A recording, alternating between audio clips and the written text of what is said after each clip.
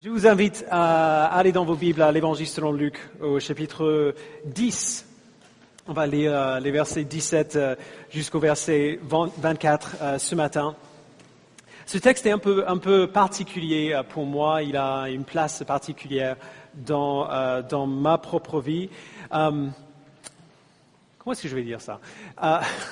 J'ai grandi dans un contexte où on croyait certaines choses par rapport à l'Évangile, certaines choses par rapport à la grâce et ce que Jésus a fait pour nous. Ce qui a fait que au premier abord, on voyait bien pourquoi c'était une bonne nouvelle. On voyait bien pourquoi nous avons besoin d'un sauveur, que Jésus est venu pour être ce sauveur pour nous.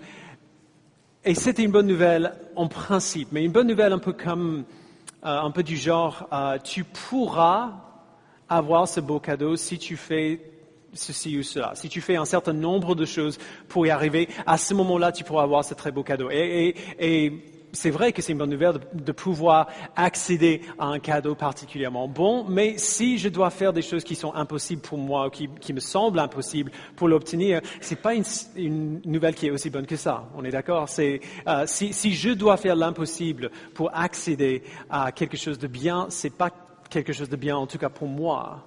Ça ne change rien pour moi qu'il soit là si moi j'y arrive pas, si moi j'arrive pas à y accéder. Et donc du coup j'ai grandi en entendant une seule chose par rapport à l'Évangile et en pensant que c'est bien en principe, mais en pratique, en réalité pour moi, ça va être dur.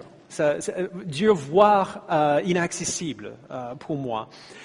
Et du coup, quand j'ai lu la Bible, les peu de fois où j'ai lu ma Bible avant, quand j'étais jeune, avec cet arrière-plan théologique en tête, j'arrivais devant les textes comme celui qu'on va voir aujourd'hui, et je ne savais pas du tout quoi faire avec ces textes-là.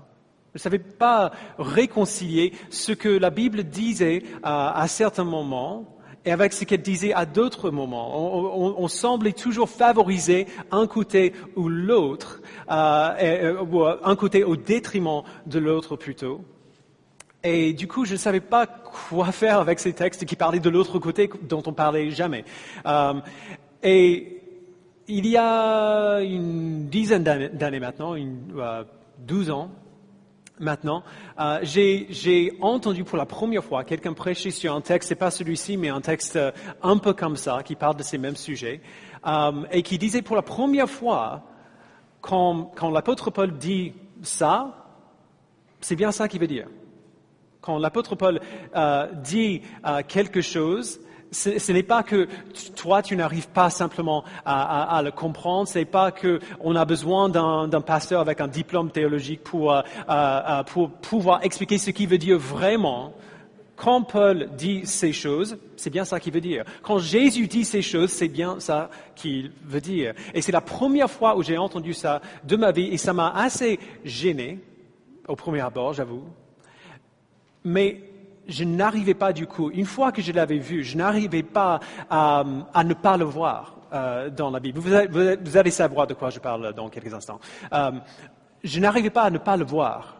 Et du coup, comme je n'arrivais pas à ne pas le voir, j'avais un choix. Soit j'accepte ce que la Bible dit, soit je continue à dire oui, mais pour ces parties-là, pour ces textes-là, c'est sûrement autre chose qui se passe. Ça ne peut pas être vraiment ce que la Bible dit. Et comme je ne pouvais pas me permettre de dire à Dieu, en fait, ce que tu dis là, ce n'est pas vraiment ce que tu veux dire. Ça me semblait assez présomptueux. J'ai prié, j'ai dit à Dieu, Seigneur, je ne vois pas comment ça peut être une bonne nouvelle, mais ok, si tu le dis, ok, j'accepte et je vais dans ton sens, même si je ne comprends pas pourquoi c'est une bonne nouvelle. Et de manière assez miraculeuse, j'ai trouvé, une fois que j'ai accepté ce que Dieu dit dans sa parole, tel qu'il dit dans sa parole, j'ai commencé à voir de plus en plus pourquoi c'est une bonne nouvelle.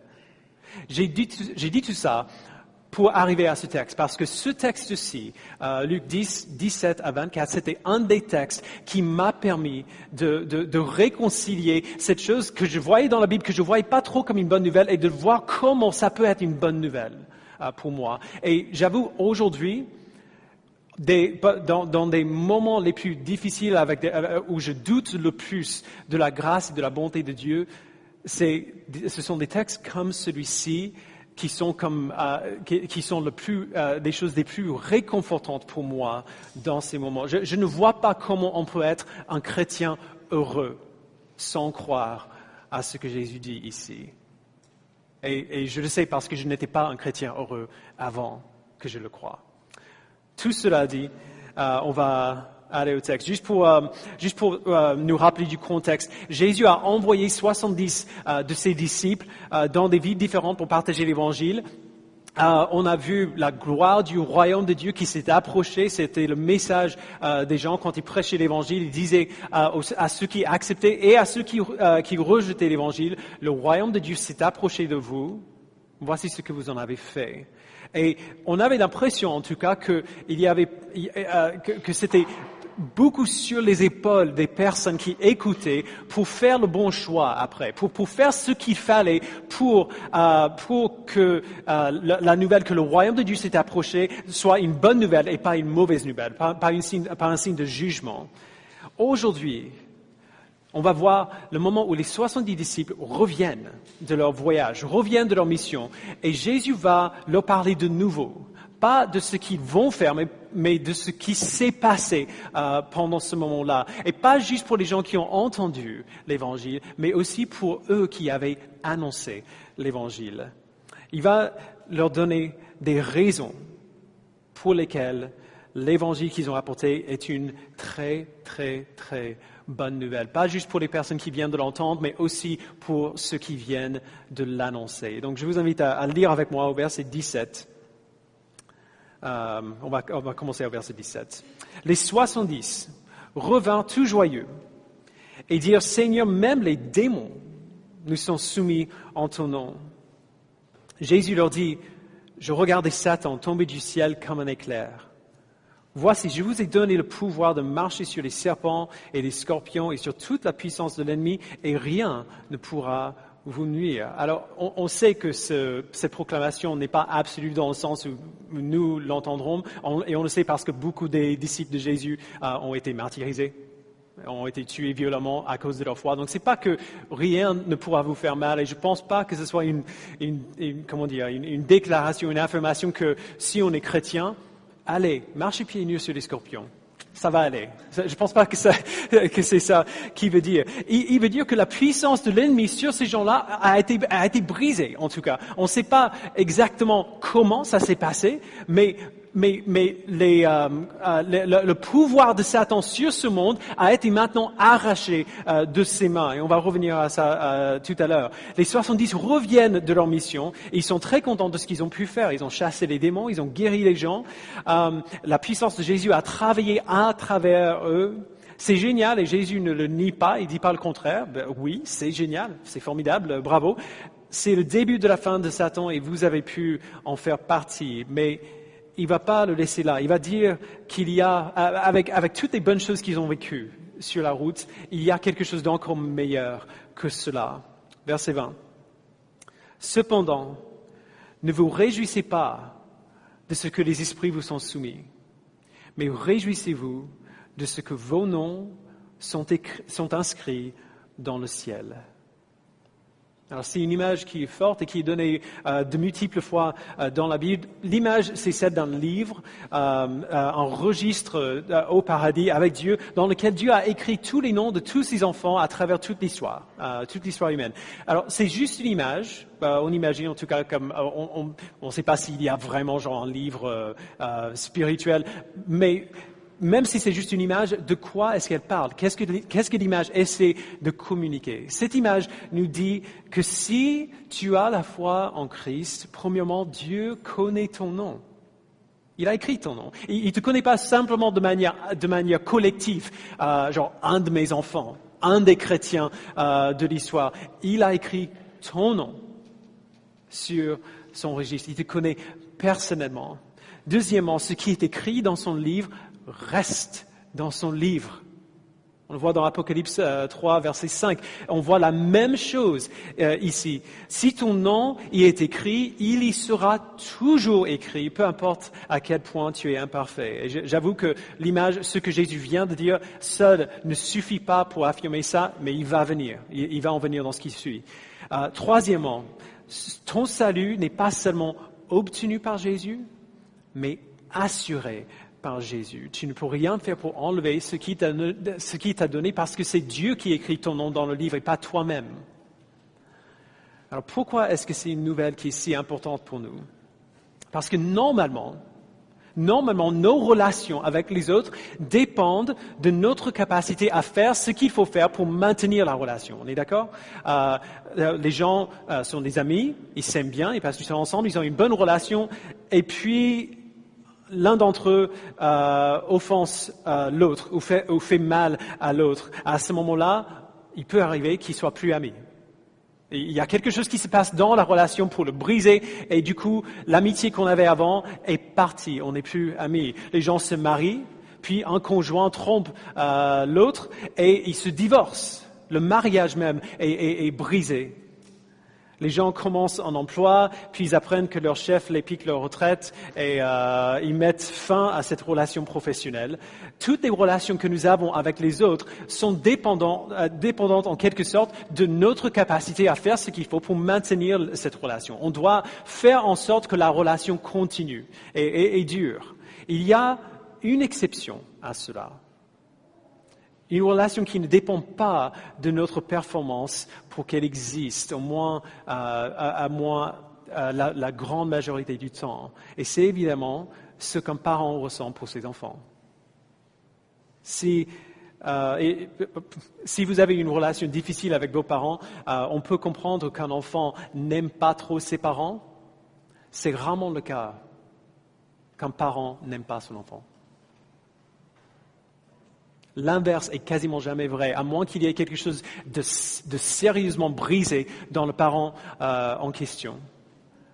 Un parent aime son enfant, peu importe ce que son enfant fait. En France, chaque famille a un livre dans lequel tous les noms de tous les membres de la famille sont inscrits, le livret de famille. J'ai utilisé cette illustration il y a quelques mois pour parler de tout à fait autre chose, mais elle s'applique bien ici aussi. Si ton nom est dans le livre de famille de ta famille, ça veut dire que tu es soit le parent, soit l'enfant de ce parent. Et c'est comme une manifestation visuelle de la solidité de cette relation-là, de cette relation qui existe. Un enfant ne peut rien faire pour que son nom soit enlevé du livre de famille. Et un parent ne peut rien faire pour cesser d'être le parent de son enfant. C'est une relation qui est écrite, qui est inscrite au niveau du gouvernement, c'est enregistré et il n'y a rien que nous pouvons faire pour faire en sorte que je ne sois plus le parent ou l'enfant de mes parents, à moins que mes parents meurent et que je sois ou me donnent pour adoption et je sois adopté par un autre. À quel point est-ce que c'est loin de la manière dont nous voyons normalement notre relation avec Dieu? La manière dont on voit notre relation avec Dieu n'a rien à voir avec ça la plupart du temps. Nous imaginons presque toujours notre relation avec Dieu comme dépendante de notre performance, de notre capacité à maintenir notre relation avec lui. Puisqu'elle a commencé avec un choix de suivre Jésus, et on va y revenir, on imagine que si Dieu va continuer à nous aimer, va continuer à être notre Dieu, on doit, entre guillemets, faire ce qu'il faut. On doit faire ce qu'il faut pour qu'il soit encore et toujours notre Dieu et que moi je sois encore et toujours son enfant. Et si pour une raison X nous échouons, si on n'a pas assez de foi, si on ne l'aime pas assez, lui il va se fatiguer de nous et il va nous laisser tomber et qu'il aurait plutôt raison de le faire. Mais ce n'est pas ainsi que cette relation fonctionne. Si on lit la Bible dans sa totalité et pas sans piocher un verset par-ci ou par-là pour maintenir notre position, on voit que ce n'est pas comme ça que la relation de Dieu avec ses enfants fonctionne. Nos noms sont inscrits dans le ciel. Quand nous venons à la foi en Christ, nous n'entrons pas dans un échange professionnel de services rendus. Nous sommes adoptés par Dieu. Nous sommes ses enfants, nos noms sont inscrits dans son livre de famille. Nous ne pouvons rien faire pour qu'il nous aime plus ou pour qu'il nous aime moins. Peu importe la puissance que vous avez dans votre vie chrétienne, même contre les démons, c'est la moindre des raisons pour lesquelles vous devriez vous réjouir. Ce n'est pas que ce n'est pas une bonne chose, mais c'est la chose la plus petite que vous avez. La raison pour la joie la plus petite que vous avez. C'est pour cela, d'ailleurs, que j'ai un problème avec les églises charismatiques qui placent les dons spirituels sur un piédestal comme la partie la plus importante de la vie chrétienne. Alors, je crois aux dons spirituels. Je crois que Dieu se sert de ces dons pour sa gloire aujourd'hui, mais je ne crois pas qu'ils doivent être le centre de notre vie, ou le centre de notre église, ou de notre prédication, ou de notre prière. Parce que Jésus dit de ne pas nous réjouir de notre pouvoir dans le domaine spirituel, mais plutôt de nous réjouir que nos noms soient écrits au ciel. C'est là la raison pour notre joie. Et pas quelconque don spirituel qui peut nous donner. Toutes ces choses sont les cerises sur le gâteau, tout simplement. Cette vérité, que malgré tout le poids du péché contre nous qui nous condamnait, Dieu nous a sauvés, il nous a donné la foi par la vie, la mort et la résurrection de son Fils. Cette vérité-là, c'est la raison centrale pour la joie dans la vie chrétienne. C'est la motivation centrale du cœur du chrétien. Peu importe les bonnes choses qu'il nous a données, ces choses-là ne sont pas les raisons principales pour notre bonheur en lui. Les chrétiens sont ordonnés d'être heureux et d'être heureux pour la bonne raison. Nous sommes ordonnés de nous réjouir et de nous réjouir pour la bonne raison. Alors, j'adore ce qui se passe ensuite. Jésus nous a donné une raison pour nous de nous réjouir, mais ensuite il fait quelque chose d'incroyable. Il se tourne de notre joie, genre les raisons que nous avons pour la joie, à sa propre joie à lui. Verset 21. À ce moment même, Jésus fut rempli de joie par le Saint-Esprit et il dit, « Je te suis reconnaissant, Père, Seigneur du ciel et de la terre, de ce que tu as caché ces choses aux sages et aux intelligents et les as révélées aux enfants. Oui, Père, je te suis reconnaissant car c'est ce que tu as voulu. » Si vous pensez à la manière dont les choses se passent habituellement, et si vous pensez comme moi, quand vous lisez un truc comme ça, vous allez penser tout de suite au film d'action. Il n'y a peut-être pas beaucoup qui penseraient comme ça tout de suite, mais les gens, dans les films d'action, les gens qui apprennent les choses vraiment importantes, le grand plan du méchant, par exemple, le seul moyen pour l'arrêter, ce sont des gens qui sont brillants et capables, les Tony Stark du monde. On ne voit jamais des gens ordinaires, genre des gens bêtes qui arrivent à ce genre de connaissances monumentales parce qu'ils sont ordinaires, parce qu'ils sont bêtes, et il faut être brillant pour comprendre ce genre de choses. C'est ce qui se passe dans les films parce que le plus souvent, c'est aussi comme ça que ça se passe dans la vie. Ce n'est pas ce qui se passe ici. Ce n'est pas ce qui se passe dans le royaume de Dieu. Dieu ne fait jamais les choses comme on s'attendrait. Il a choisi de cacher son plan, Jésus dit, aux sages et aux intelligents. Par exemple, les dirigeants religieux de son époque qui auraient dû le voir venir, et de révéler son plan aux enfants, aux petits-enfants, aux gens ordinaires, aux gens sans éducation, sans compréhension, à ceux qui n'avaient aucune raison pour être impliqués dans cette histoire-là. Jésus dit que c'est ce que Dieu a voulu. Littéralement, c'était son bon plaisir. C'était son plaisir de cacher son plan aux sages et aux intelligents et de le révéler aux enfants. Alors, ça devrait être une bonne nouvelle pour ceux comme moi qui sont des idiots, si je vais être honnête. Parce que Dieu ne s'intéresse pas seulement à l'efficacité simple.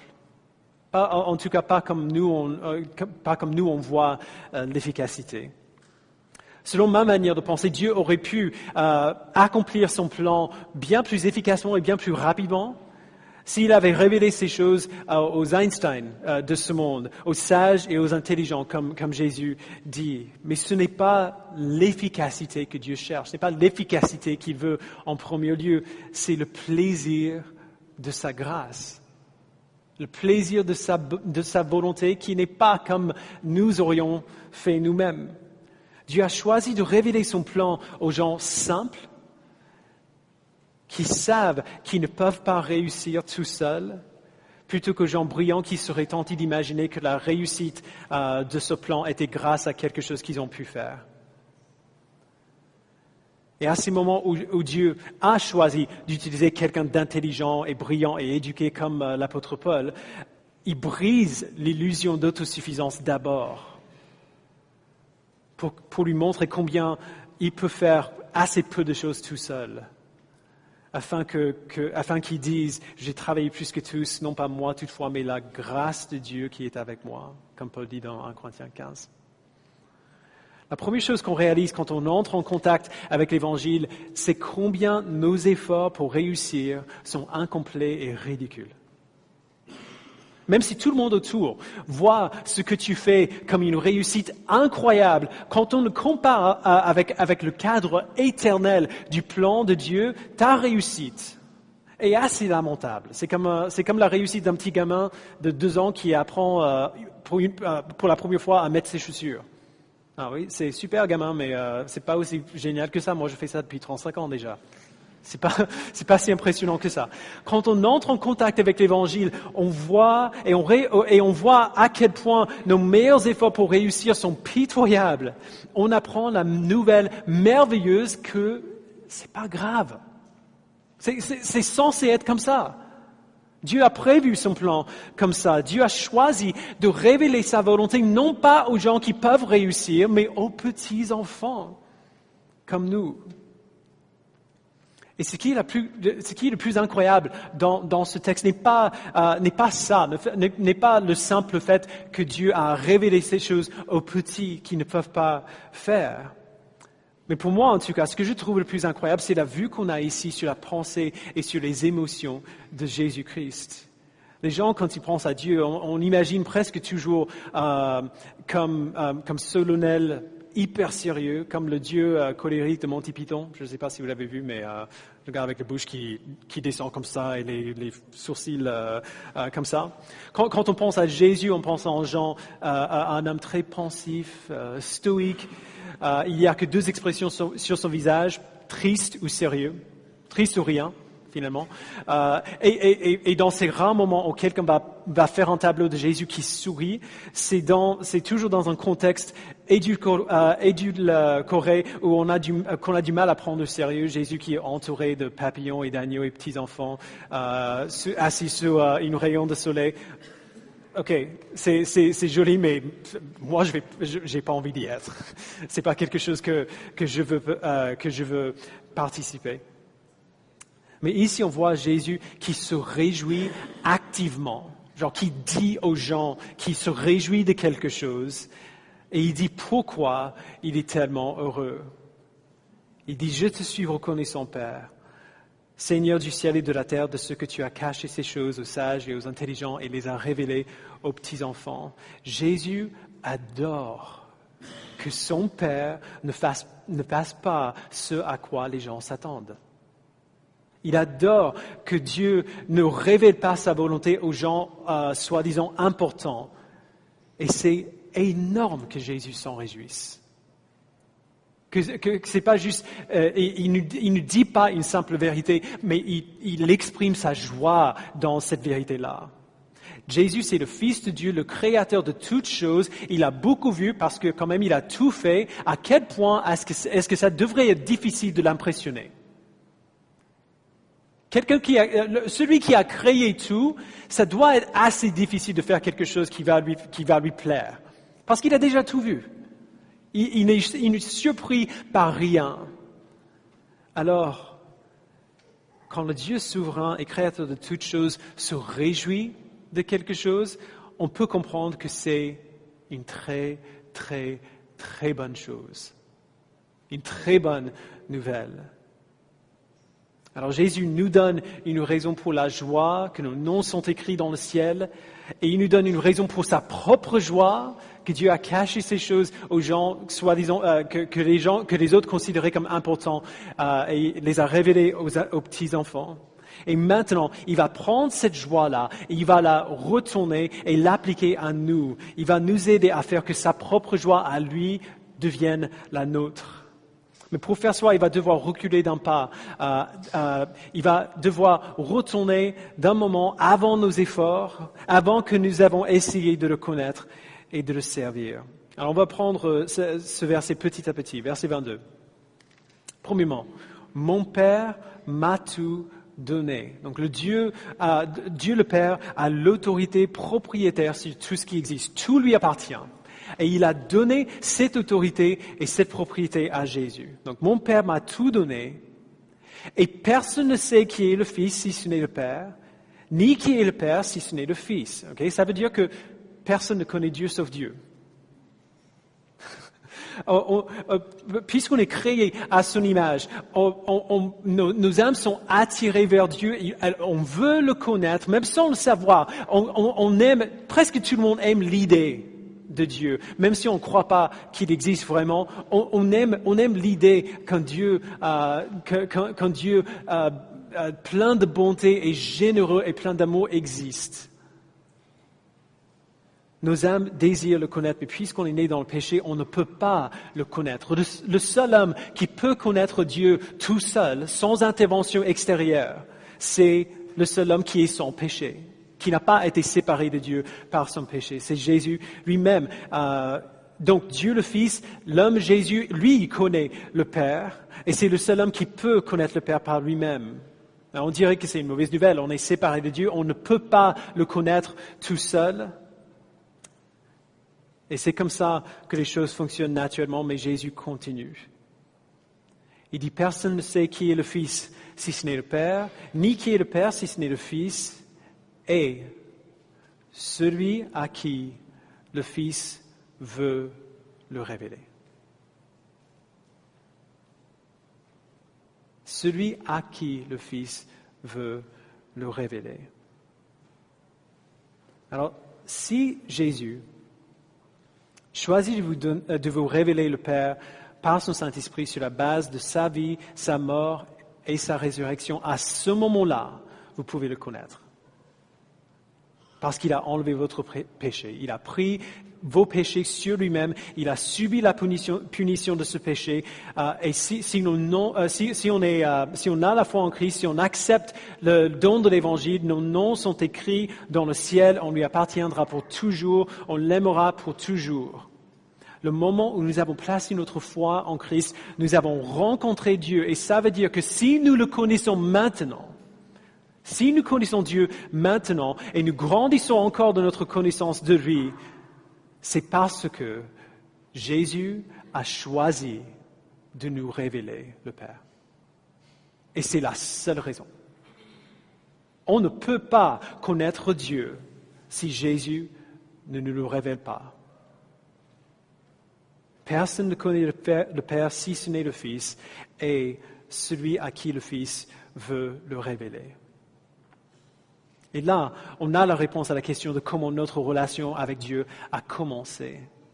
Si vous avez la foi en Christ, si vous avez accepté son don du salut, si votre nom est écrit dans le ciel, si vous connaissez Dieu, ce n'est que parce que Jésus a librement choisi de vous donner ce grand don de connaître son Père. Ce n'est que pour cela. Ça n'a rien à voir avec ce que vous avez fait, c'est seulement grâce au choix de Jésus de vous révéler le Père. Et cette vérité, Jésus dit, devrait nous rendre éternellement, incroyablement heureux. Verset 23. Puis il se tourna vers les disciples et leur dit en privé, « Heureux les yeux qui voient ce que vous voyez. En effet, je vous le dis, beaucoup de prophètes et de rois ont désiré voir ce que vous voyez et ne l'ont pas vu. Entendre ce que vous entendez et ne l'ont pas entendu. » Il y a certaines personnes qui vont prendre le verset 22 Personne ne connaît le Père à part le Fils et celui à qui le Fils veut le révéler. Et dire oui, mais Jésus révèle le Père à tout le monde. Et puis après, c'est à nous de faire le pas vers lui. Verset 24 contredit directement ça. Il y a beaucoup de gens qui ont voulu voir ce que vous voyez, entendre ce que vous entendez et qui ne l'ont pas vu. C'est-à-dire, cette révélation n'est pas donnée à tout le monde. Cette révélation n'est pas universelle. C'est quelque chose de particulier qui se passe en ceux à qui Jésus choisit de révéler le Père.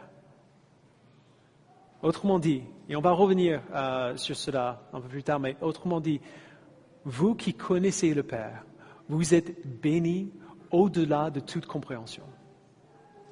Vous n'avez rien fait pour prendre un pas vers Dieu avant que je le révèle. Vous n'avez rien fait pour mériter que je vous révèle mon Père. Vous êtes bénis au-delà de toute compréhension parce qu'il y a beaucoup de gens qui ont voulu voir ce que vous voyez, entendre ce que vous entendez et qui ne l'ont pas vu ni entendu.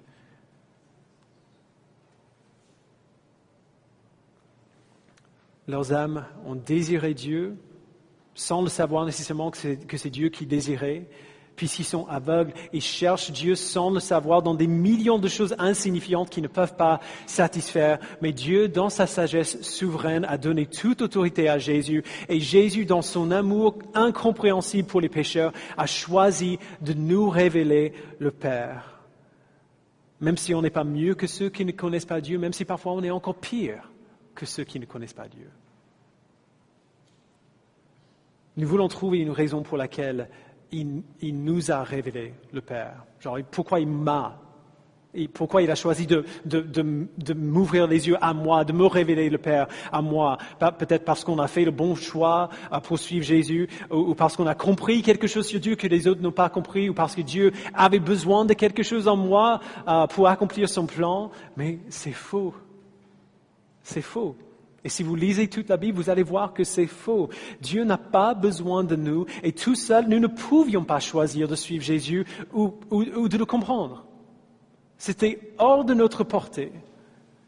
Si nous sommes sauvés, c'est uniquement parce que Jésus a choisi de nous révéler le Père. C'est uniquement parce que lorsque le choix d'accepter ou de rejeter Jésus a été placé devant nous, il nous a montré ce que nous avions besoin de voir. Il nous a fait entendre ce qu'on avait besoin d'entendre, non pas pour qu'on puisse le choisir, mais pour qu'on le choisisse. C'est bien différent. Alors ce texte est rempli d'applications et de leçons pour nous. Ce matin, j'aimerais simplement en observer 4. Si nous prenons ce que Jésus dit ici au sérieux, il y aura 4 résultats inévitables dans notre vie. Le premier résultat, évidemment, c'est l'humilité. Si vous êtes sauvés, et on vient de le dire, ce n'est pas parce que vous avez choisi d'accepter Jésus, mais parce que Jésus a choisi de vous révéler le Père, qui a provoqué votre choix de le suivre. La seule raison pour laquelle vous avez fait votre choix de suivre Jésus, c'est parce que Jésus vous a choisi d'abord. Jonathan Edwards a appelé ça le choix arbitraire de Dieu. Pas arbitraire dans le sens où il n'y avait aucune raison, mais dans le sens où Dieu ne nous a pas dit pourquoi. Pourquoi moi et pas mon grand-père? Pourquoi moi et pas mon voisin? Ce n'est pas une info que Dieu a choisi de nous révéler. Ce n'est pas quelque chose qu'il a décidé de partager avec nous. Pourquoi? Il est Dieu. Il a l'autorité et le droit de faire ce genre de décision. Il n'y a rien que vous avez fait ou pourriez faire pour vous rendre plus ou moins digne aux yeux de Dieu. Et il est très possible que votre grand-père ou votre voisin soit nettement plus digne que vous d'avoir reçu ce don. Ça ne fait rien. La seule raison pour laquelle moi, j'ai choisi de suivre Jésus, c'est parce que lui m'a choisi d'abord. Et je le sais parce que s'il ne m'avait pas choisi, jamais de la vie, je ne l'aurais pas choisi lui. Jamais de la vie, j'aurais décidé de vivre cette vie merveilleuse que je vis aujourd'hui. Cette vérité fait de nous des serviteurs humbles qui reconnaissent la grâce que nous avons reçue, même si on ne peut pas voir pourquoi on l'a reçue. Et cette vérité fait de nous des serviteurs humbles qui sont ensuite poussés à montrer cette grâce que nous avons reçue envers les autres. Le deuxième résultat, c'est la reconnaissance. Et encore, si Jésus lui-même exprime sa reconnaissance, c'est une assez bonne indication que la reconnaissance est une réponse appropriée pour nous aussi. Si vous êtes sauvés, votre salut vient de celui qui avait toutes les raisons nécessaires pour vous condamner. S'il avait décidé de nous condamner plutôt que de nous sauver, il aurait absolument raison. Parce que nous le méritons, tous nous le méritons. Et la mesure de votre salut est bien plus grande que la plupart des chrétiens réalisent. Dieu n'a pas seulement rendu le salut possible pour vous, il vous a sauvés. Il n'a pas seulement rendu le salut, il n'a pas seulement ouvert la porte et vous a demandé de traverser le seuil de cette porte. Il a ouvert la porte, il est entré, il a pris votre main et il vous a tiré. En hurlant peut-être. Comme on l'a lu tout à l'heure dans Éphésiens 2, vous étiez morts dans vos offenses. Les gens morts ne peuvent pas décider quoi que ce soit. Vous étiez morts dans vos offenses et dans vos fautes, et il vous a rendu à la vie. Quelqu'un qui est ressuscité, à ce moment-là, peut choisir. Et si le choix est placé devant lui entre la vie et le mort,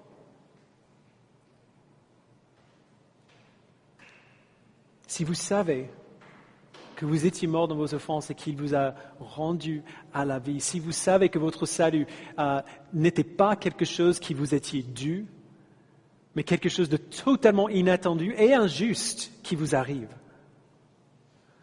à ce moment-là, ça va changer la manière dont vous voyez toutes vos relations et toutes vos circonstances. Vous serez moins apte à vous laisser frustrer par les gens parce que vous saurez à quel point vous êtes frustrant aussi. Imaginez à quel point on devrait être. Dieu qui est Dieu, il ne se laisse pas frustrer de manière pécheur avec nous, mais bon sang, comment est-ce qu'on doit être frustrant en tant qu'enfant? Vous serez moins rapide à être cynique et imaginer le pire des autres parce que vous saurez que Dieu ne vous voit pas tel que vous êtes, mais tel qu'il vous fait devenir. Il ne vous voit pas comme le pécheur que vous êtes aujourd'hui, mais comme l'enfant parfait et sanctifié que vous serez lorsque vous serez avec lui. Il voit son Fils.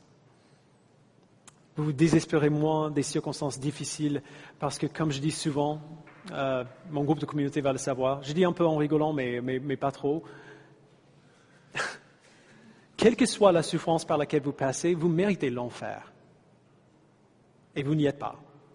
Alors c'est une bonne journée. À chaque fois, c'est ce que je me dis à moi-même, à chaque fois que j'ai une journée affreuse, au moins je ne suis pas en enfer. Au moins, je ne suis plus sous la colère de Dieu. Ça reste une bonne journée, peu importe ce que je vis. Le troisième résultat, c'est l'assurance. C'est l'assurance de savoir que si vous êtes sauvé, vous allez rester sauvé. Et ne laissez jamais quelqu'un vous dire le contraire, que votre salut dépend entièrement de vous. Que c'est à vous de faire en sorte que vous restiez sauvés. Ce n'est pas votre travail. Dieu vous donne du travail à faire et il vous donne le commandement de persévérer dans votre foi, mais c'est lui qui va faire en sorte que vous puissiez le faire. C'est lui qui va faire en sorte que vous le fassiez, pas juste que vous puissiez le faire. Regardez au langage que Jésus emploie dans ce texte. Il n'y a rien de conditionnel ici. Il n'y a rien d'incertain. Genre, on verra si. Au verset 18, Jésus fait cette proclamation étonnante. Il dit, je regardais Satan tomber du ciel comme un éclair. Autrement dit, voici la fin du règne de Satan, qui vous retenait avant de connaître Dieu. Il dit au verset 19 qu'il a donné aux 70 l'autorité sur toute la puissance de l'ennemi. Alors encore une fois, c'est un texte narratif. Je ne pense pas que ça veut dire que maintenant, si on marche sur des scorpions pieds nus, on ne se fera pas piquer et ça va aller. Ce que ça veut dire, c'est que l'autorité de Satan sur nous a été brisée. Et on le sait. Ceux qui appartiennent à Jésus ne sont plus sous l'autorité de Satan. Satan va revenir, il va nous tenter de nouveau, mais à chaque fois, nous avons maintenant l'autorité pour ne jamais le laisser gagner. Nous pouvons lui dire non maintenant. Nous pouvons refuser de faire ce qu'il nous dit. On n'est plus ses esclaves. L'autorité de Satan a été brisée. Et notre assurance est encore plus grande que cela. Non seulement Satan a perdu son autorité, nos noms sont inscrits dans le ciel.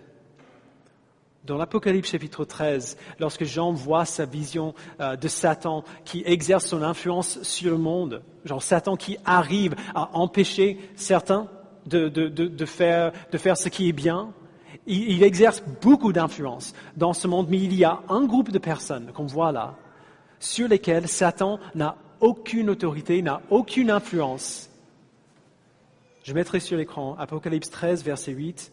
Le groupe sur lequel Satan n'a pas d'influence, c'est tous ceux dont le nom est inscrit dans le livre de vie de l'agneau offert en sacrifice, et ceux dès la création du monde. Dès la création du monde. Si vous avez la foi en Christ aujourd'hui, votre nom est inscrit dans le livre de la vie, et il y a toujours été. Il y a toujours été. Dieu avait déjà inscrit votre nom dans son livre avant même qu'il ait créé le monde. Les plans de Dieu se réalisent toujours. Ce que Dieu proclame depuis le début, il accomplit à la fin. S'il a prévu de vous sauver, bon sang, il va vous sauver.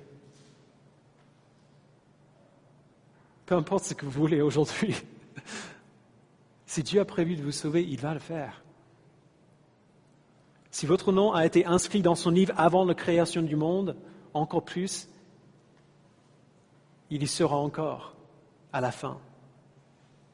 Si votre nom était dans le livre au début, il y sera encore à la fin. Lorsque Jésus reviendra pour renouveler la terre, les enfants de Dieu ont l'assurance solide comme du fer que s'ils lui appartiennent, ils lui appartiendront pour toujours.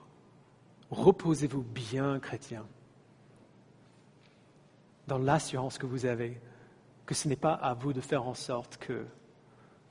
C'est à vous d'obéir, absolument, mais la seule raison pour laquelle vous allez obéir, vous allez pouvoir obéir, vous allez faire les choix que Dieu vous demande de faire, c'est parce qu'il a décidé, avant la création du monde, de faire en sorte que vous ayez la foi, que vous persévériez dans votre foi et que vous arriviez à bon port à la fin de toutes choses. Alors, le dernier résultat est évident, étant donné tout ce que Jésus a dit, c'est la joie.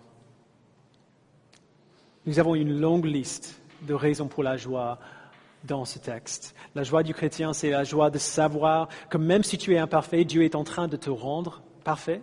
Que la fin de ton histoire, c'est la perfection, c'est la sainteté parfaite auprès de lui. C'est la joie de savoir que même si tu ne le mérites pas, tu as reçu un amour sans fin du Dieu saint, du Dieu très saint. C'est la joie de savoir que même si tu pèches chaque jour, tu n'as jamais besoin de douter de ton salut ou de te demander si tu es toujours sauvé. Tu n'as pas besoin de reprier la prière de salut 1000 fois. C'est la joie de savoir que tu fais partie de quelque chose de plus grand que ta propre vie. Tu fais partie d'une mission qui a une portée éternelle, une portée cosmique et qui va réussir. Jésus se réjouit que le Père a caché ces choses aux sages et aux intelligents et les a révélées aux petits-enfants. Et ces vérités rendent gloire à Dieu. Nous révéler ces choses, c'était son plaisir. C'était son plaisir. Jésus s'en est réjoui et il nous ordonne de nous en réjouir aussi. Alors l'appel de ce texte ce matin, c'est on ne peut plus simple. Soyez heureux. Les chrétiens, frères et sœurs, réjouissez-vous. Soyez heureux Ne soyez pas heureux pour le bonheur, juste pour le simple fait d'être heureux. Soyez heureux pour votre Dieu. Voyez la grâce qu'il vous a donnée d'ouvrir vos yeux et d'ouvrir vos oreilles et d'ouvrir vos cœurs. Voyez la grâce qu'il vous a montré d'avoir écrit votre nom dans le ciel avant la création du monde. Voyez sa grâce et réjouissez-vous-en. Il est possible aujourd'hui que c'est relativement facile pour vous de vous réjouir, d'être heureux. Pour la plupart ici, vous êtes jeunes, relativement jeunes. Vous n'avez pas vécu assez longtemps pour que la vie vous tabasse et enlève votre joie. Alors, c'est normal, mais faites-moi confiance. Je sais que c'est dur à croire quand on a 25 ans, mais peu importe combien la vie vous semble difficile aujourd'hui, ça va être pire que ça. Genre, peu importe les souffrances que vous avez vécues jusqu'ici, il y en a qui arrivent qui seront nettement pires que ça. C'est ça la vie dans un monde déchu, dans un monde pécheur. C'est comme ça.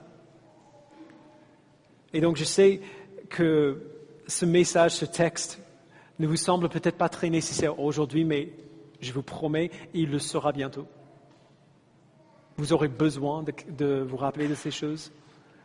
Vous aurez besoin d'avoir une liste de raisons pour lesquelles vous avez encore à vous réjouir, même au milieu de la pire souffrance que vous pouvez imaginer.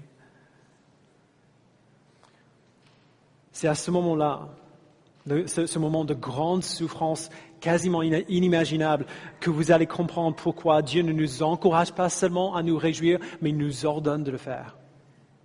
Ce n'est pas une exhortation ou un encouragement à se réjouir en Dieu, c'est un commandement que Jésus nous donne.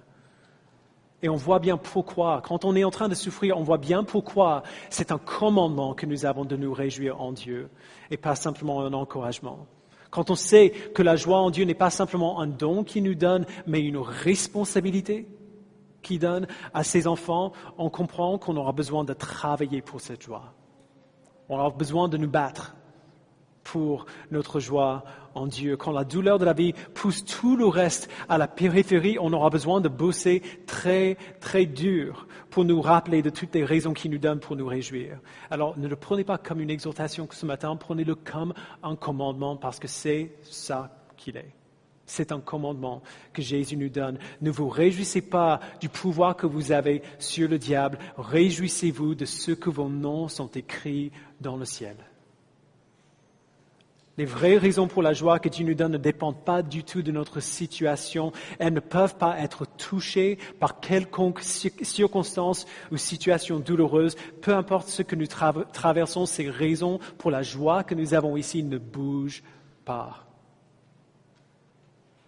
Ne bougent pas. Ne changent pas. Alors réjouissez-vous, frères et sœurs. Aujourd'hui, demain, pour toujours, réjouissez-vous.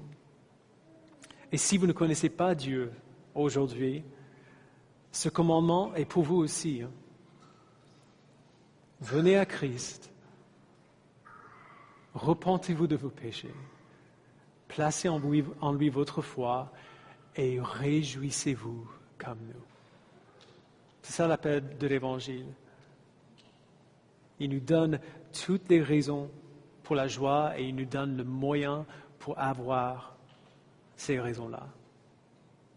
Tournez-vous vers lui avec foi et vous pourrez savoir que votre nom a été inscrit dans le ciel avant la création du monde, tout comme le nôtre. Tournez-vous vers lui avec foi et toutes les raisons que nous avons pour nous réjouir sont aussi à vous. Tout le monde est invité. Il fait son appel et si vous lui appartenez, vous allez venir de toute façon, alors ne vous battez plus. Je vous invite à prier avec moi.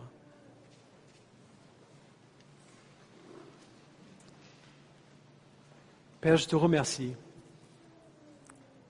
pour la dureté de ce texte.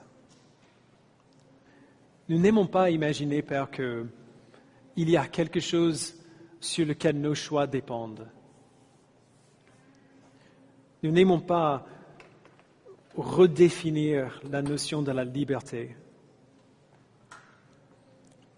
Merci Père de nous avoir révélé dans ta parole que la vraie liberté est nettement meilleure que la liberté que nous cherchons. Que la liberté chrétienne n'est pas la liberté de faire tout ce qu'on veut faire, c'est la liberté de désirer enfin ce qu'on devrait désirer, ce qui peut vraiment nous satisfaire, ce qui peut vraiment nous rendre heureux pour toujours. Merci Père de nous avoir libérés des chaînes qui nous empêchaient de poursuivre les choses qui vont vraiment nous satisfaire, c'est-à-dire tes promesses en toi-même.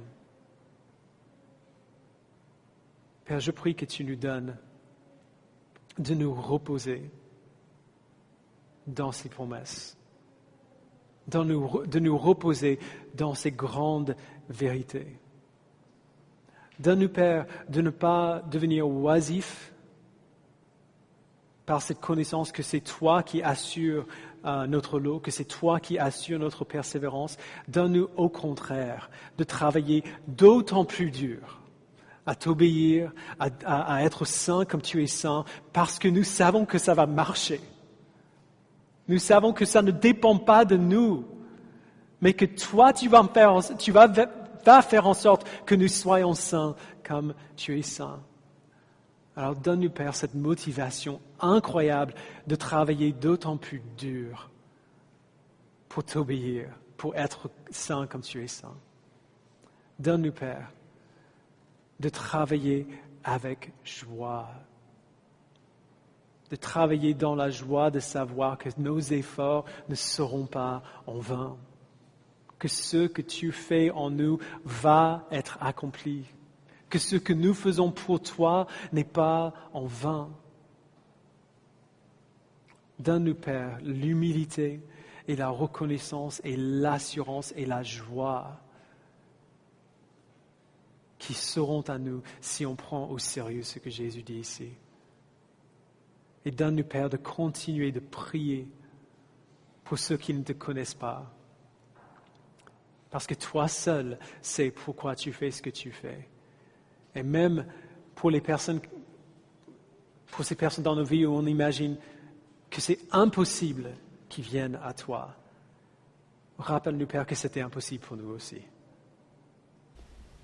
Que toutes choses sont impossibles pour nous, mais toutes choses sont possibles pour vous. Donne-nous de nous reposer et de nous réjouir dans ces vérités. Au nom de Jésus, nous le prions. Amen.